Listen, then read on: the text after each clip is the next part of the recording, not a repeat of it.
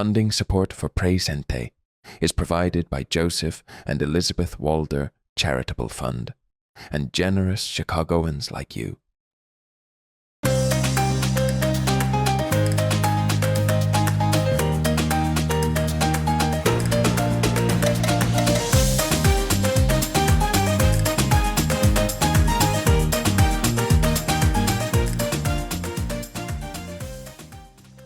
Welcome to Presente, where we speak to leaders who are showing up for our community by actively fostering grassroots solutions to challenging social problems. I'm Francia Garcia Hernandez, your host. The Puerto Rican Cultural Center in Humboldt Park was founded in 1972 by community members who came together to address their needs and have their voices heard. We visited the National Museums of Puerto Rican Arts and Culture in Barrio Boriken to learn how they empower neighbors. Later, community organizers and elected officials join an inspiring conversation about community organizing, political participation, and why your vote is your voice. We begin in your neighborhood. I visited the Puerto Rican Cultural Center in Puerto Rico town, recently renamed as Barrio Boriken. This name change is one of many ways in which this nonprofit community institution is advocating for the Puerto Rican diaspora in Chicago.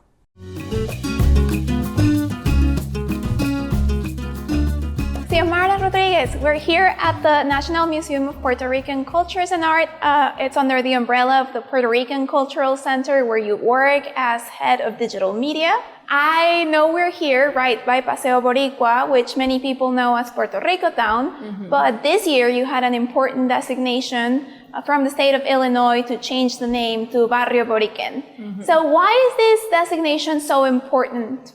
Yeah, so Barrio Boriken is really, really important. This program, the state designated cultural district program, which was made possible by Governor Pritzker, is a huge win. It was started homegrown, an initiative that came out of the Puerto Rican agenda with community organizers who were really looking at the issue of gentrification and trying to come up with a way that we could preserve our community and honor the contributions of the Puerto Rican community here in Chicago. And it ties really well with the mission of the Puerto Rican Cultural Center of self-determination and self-reliance.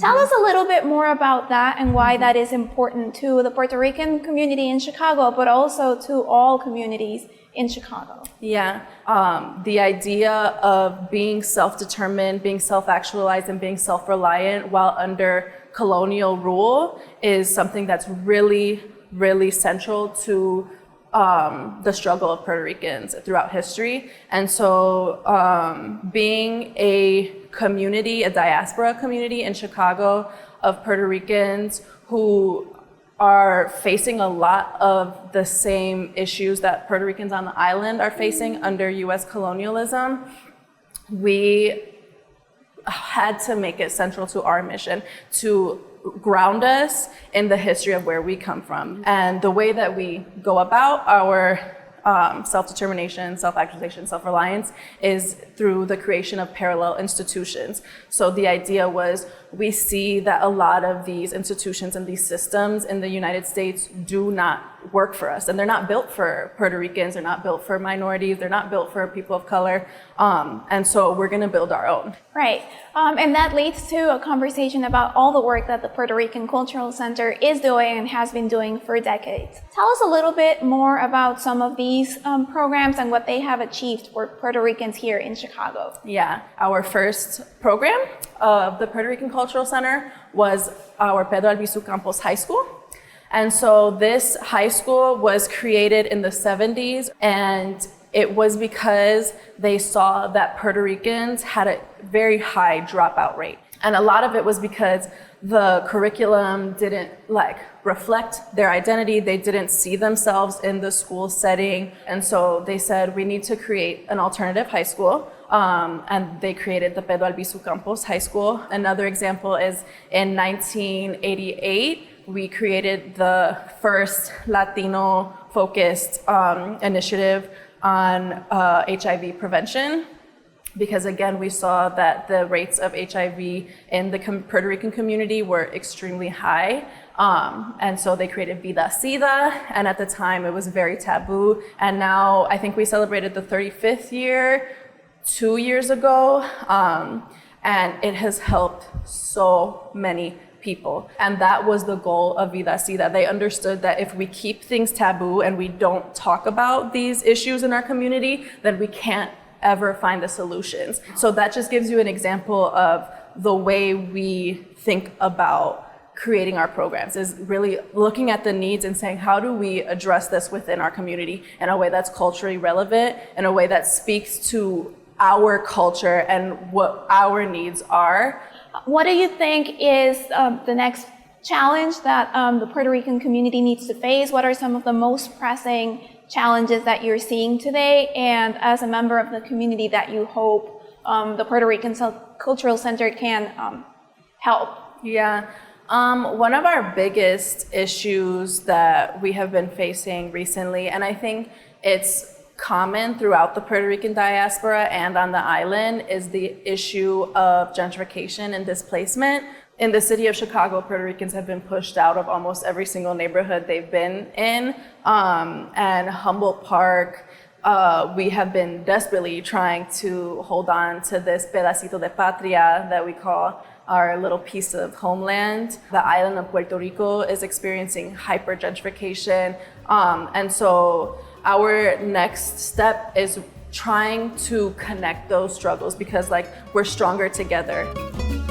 I think that the Puerto Rican Cultural Center stands as an example for other communities for what it looks like to be in community and be able to resist and be able to create change. And it starts from little kids like me who grew up and were shaped by the murals that you see on Division Street on Paseo Boricua, who was shaped by the celebrations every year and grew up surrounded by not only cultural affirmations, but celebrations of my culture and identity, which created a very confident and grounded person.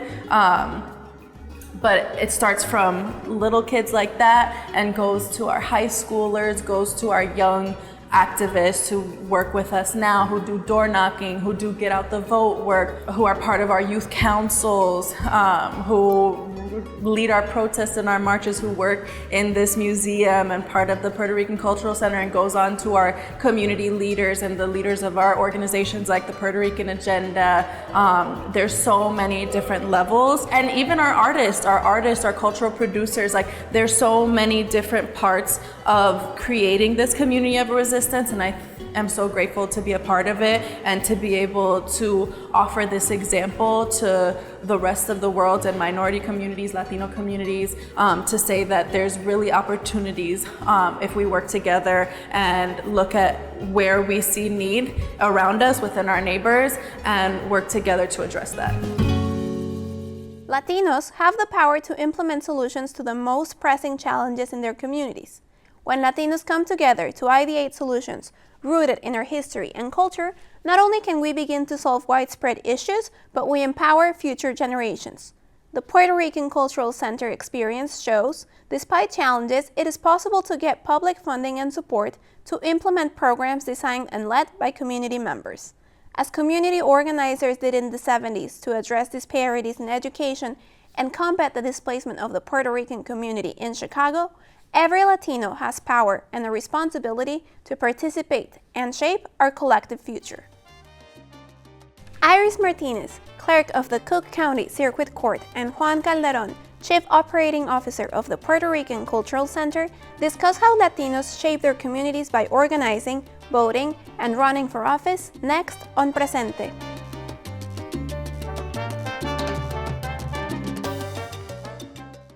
CAN TV is the lens through which Chicago's stories are told, harnessing the unifying power of community television.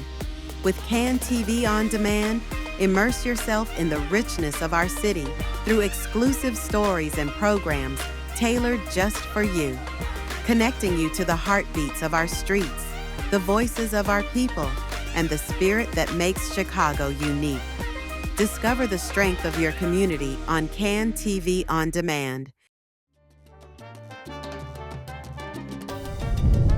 You're watching Presente, where we speak with leaders who lift our communities by nurturing solutions to challenges. Today's program is focusing on community power. We talk to longtime Humboldt Park resident and Director of Digital Media for the Puerto Rican Cultural Center, Xiomara Rodriguez, about the ways community organizers have fought for the Puerto Rican diaspora.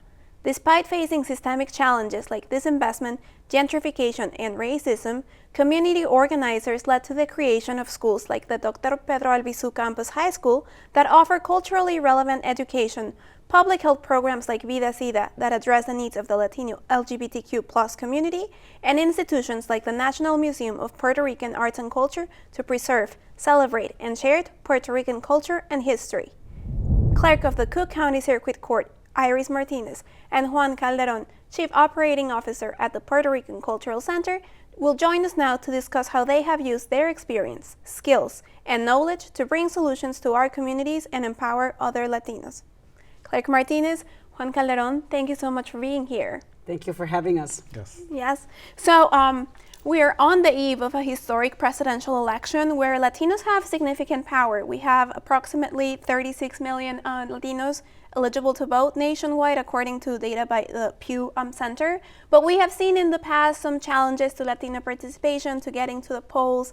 In the 2020 election, 61% of Latinos got to the polls. That's 10% lower than other groups. Mm-hmm. So we have to, talk about the importance of participating, engaging locally, nationally, at all levels of government. So I want to talk a little bit more about how Latinos like you have taken a stance for the Latino community throughout your careers. Clerk Martinez, you're a trailblazer Latina. You were elected, the first Latina elected to the Illinois Senate. You've done a lot of work through decades of your career. So tell me a little bit about what first inspired you to run for office. Well, as someone that was born and raised in Humboldt Park, challenges, being, raised in the neighborhood and then raising my daughter as a single mom in the neighborhood. Mm-hmm. Same challenges I think that still exist today: affordable daycare, affordable housing, a safe community to bring up your children, policies that affect us, in different ways that has had a negative effect on us.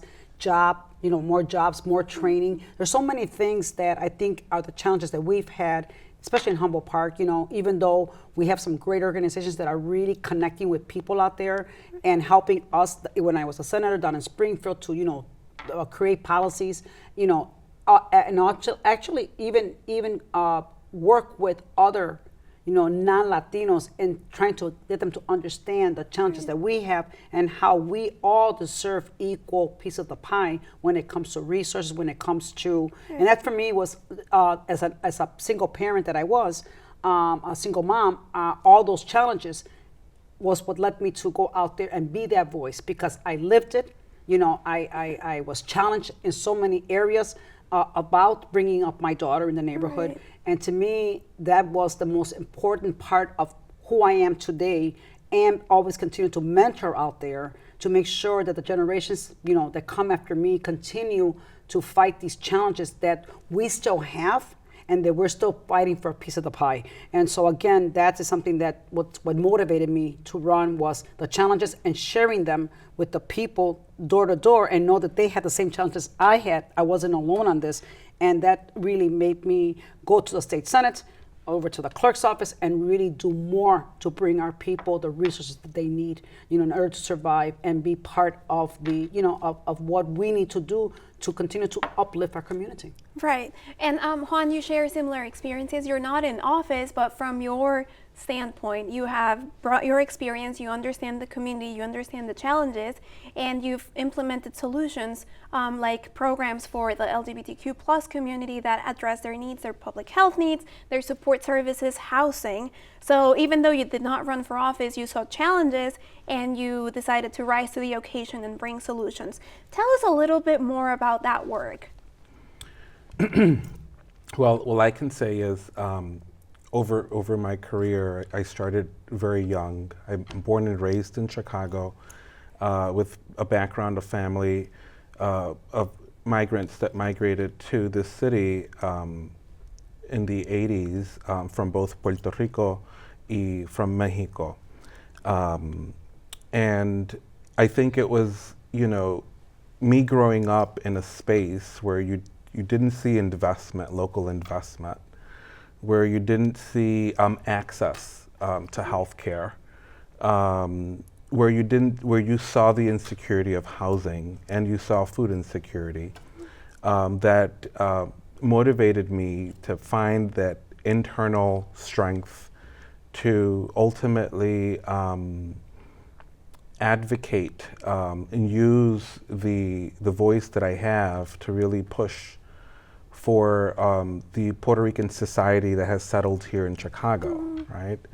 And for us, it was, how do we get to stay in a community that we were raised so that our families can be able to continue to live in these communities, in this urban setting, in Humboldt Park, in Logan Square, that's specifically struggling with gentrification and displacement. Right. But through that aspect, I think that it empowered, because we were able to designate, the governor signed into law this year, Puerto Rico Town, which is a main street. Think of Main Street America. That's what we've developed within the concept of culture, because we are human beings. We value our identity. We value everything that we do is involved in the culture, is a part of us, and identity. And so through that aspect, we created these welcoming markers, as I was sharing, and Puerto Rico Town was designated by the governor this year. Little Village was designated for the Mexican community. You have areas like Bronzeville that was designated for the African American community. You have Rogers Park that was also designated for that demographic. And then you had South Shore. There were 7 communities that also included Chinatown that were designated cultural districts through the policy efforts that were driven by our policy team, by the leadership of the Puerto Rican Cultural Center. Right, and it's so important in this conversation to talk about education and knowing and informing our communities so that they can also make informed decisions and be empowered. So, Clerk Martinez, tell us about some of the challenges that Latina women face that maybe we have not talked about, or many Latino members don't know women like you have faced, and how, as we have seen, there are community organizers who are stepping up and trying to resolve these challenges. I think that Latina women, we're always afraid of taking a risk, especially if we're moms, if we're homemakers, if we have a profession where the family depends on you.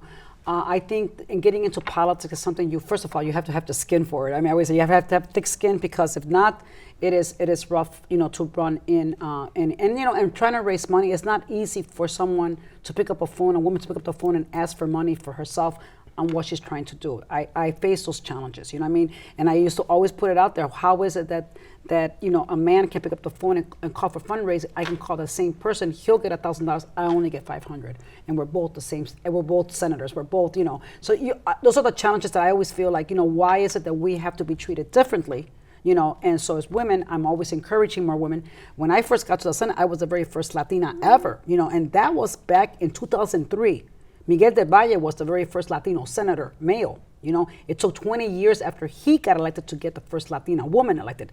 To know that the progress has been made, that now we have 4 or 5 Latinas in the state Senate when I left, to know that I was, the first Latina to actually win the clerk race, and we have to support each other. We women have to continue, because they just don't pick us and say, here, I want you to run for this. You know what I mean? It's not as simple. You have to really get yourself out there. And then I think that some of the challenges that we sometimes face as women is that if we're not with the right, or, the group that's the one that's, electing, and, sometimes there's challenges there, because, if I say she's qualified, no, she's not qualified. They think that she's not. I think she's qualified, because I've seen the women. I've known the women. So it's always hard, the challenges that I have in trying to convince that we have to bring more women to the forefront, more Latina women, and teach them how to run, teach them how to raise money, teach them how to, go out there and get the vote. I mean, there's a lot of challenges because I had nobody to teach me.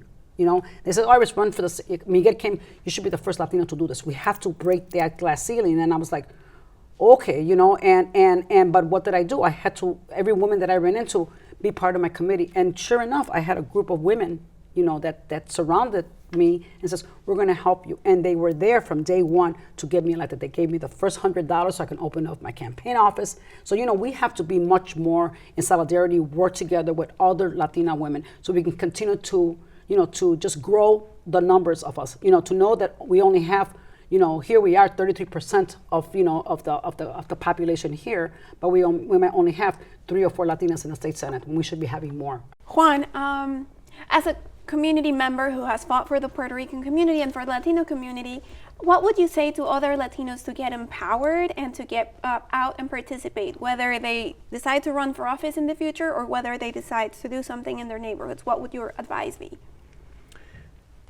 I think that my advice to the Latino voter is that I think it's important for us to be on the table and tackle issues that are important and relevant to us. And in order to do so, we have to vote. We have to activate our families to go out and vote and we have to connect with those that are that have the access to power at this point, that are making those decisions to be able to change. If we don't like the values that they currently have or the platform that they currently have, to be able to change it. In order to do that, we have to organize, and we have to build coalition. We are here because we need access to jobs, access to be able to provide to our families. And in order to do that, we need to empower our elected officials. We need to empower the communities that we live on by having a strong participation. Even though you stop learning about civic education in high school, right? Once you pass the Constitution test, it's important for us to educate our the next generations on the importance of a vote. And for me, that is very, very important, because that's the only way that we're going to be able to change the platform to talk about possibilities in this country. Right. And what I'm hearing from both of you is the importance of getting out, understanding the challenges that our communities face, but also knowing that there are solutions, there are people who are working there, and it's time to build collaboration. It's time to work together, support each other as Latinos, as Latina women, and continue to drive solutions and bring those home so that our communities can be uplifted and thrive. It starts with voting, but there's so much more to it. Right. There's education, there's the component of knowing your community, understanding the challenges, and really getting to talk to people. So Clerk Martinez, I'll ask you this. Why is it important for people in office, people like you, to continue to work with community organizers, and how can they reach you and any other elected officials that represent them to really understand their challenges? I think that one of the things important is that people need to get involved in the local politics so they can understand nationally what's going on. When you elect someone, like say an alderman, a commissioner, you're electing somebody locally, that person is empowered. The people there have empowered. But when you look at our numbers, you know, it's sad to say that our people, our Latinos, are not coming out to vote the way they should. Like you said, 61% was the last election, 10% less than what other organizations, other ethnicities out there are doing. We have got to educate our people about the value and how powerful we as a community can become when we become those voters that are out there at 70, 75%, 80% voting. Then people start taking notice. The Latinos, finally that giant has woken up. And I think that's what we still need. I think the power of the vote is how we are going to empower our communities, because we are the sleeping giant. We are the community that is, just growing in population more than any other out there, but we are still, lag behind when it comes to the political. And I think this is where many of us leaders, community organizations, we have to continue to work and making sure that we're educating our people to take that, that vote. You have all opportunities. You have almost 2 weeks, almost a month. You can vote by mail, you can vote, but the vote is so important. That's the only way it's going to empower the leaders to say to the national, here we are at 33% of the population. We demand we demand more because we are the fastest growing, but we need to exercise our vote in order for us to carry that and say, we're not playing around. We are serious about our needs. We're serious about our piece of the pie, our commitment, what we need, the money that we need in our communities to continue to grow, like you said, the agriculture, to educate the people about the things that are really happening, not only here, but nationally, and that we have to participate. That's the only way we're going to be able to have even a stronger voice when it comes to, what's happening at a national level, so we can be really heard, understood, and actually acted on. Right. So on that note, we're running out of time, but I think we have very powerful messages for our viewers. We have the power, we have the voice, we're presente, we're here, and it's time to get out the word, get out to vote, get out to the polls, get educated, and get empowered. So thank you so much for such an informative conversation, inspirational conversation, and it's been an honor having you here. Thank you. Thank you so much for having us. Yes, Thank you. For more than 40 years, CAN TV has been Chicago's voice, your voice. We've shared your stories, amplified your concerns, and celebrated your triumphs. Now we want to hear from you. What programs matter most? What issues should we cover? How can we better serve your community? Visit cantv.org/feedback today. CAN TV. Experience the power of community television. Every community has a story, a pulse, a voice waiting to be heard. At CAN TV, we bring these stories to life, from the heart of Chicago to your living room. Join us in supporting hyper-local television. Your backing helps us cover what matters directly in our communities, unfiltered and upfront. Help tell the important stories of our communities.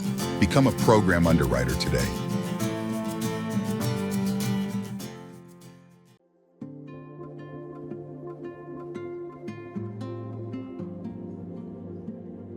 Latinos have the power to organize, participate in local government, and bring solutions to some of the most pressing systemic challenges in our communities. As organizers from the Puerto Rican Cultural Center have shown us, there is a role for everyone, from fighting gentrification to improving education and health services, uplifting our culture, organizing neighbors, or running for office. This November, 36 million Latinos nationwide can vote and make their voices heard. That is about 15% of all eligible voters.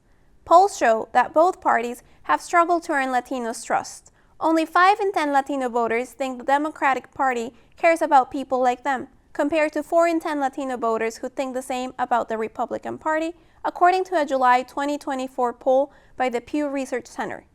Yet, Latino power goes beyond national elections. We have the power to implement local solutions, advocate for our community, and support local elected officials who understand the challenges of the Latino community.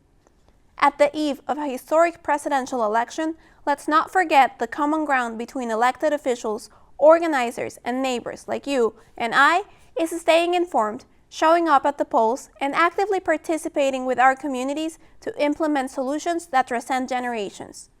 What do you think? We want to know. Contact us via Instagram because you are more than just our audience, you are our contributors. Thank you for joining us on another edition of Presente. I'm Francia Garcia Hernandez.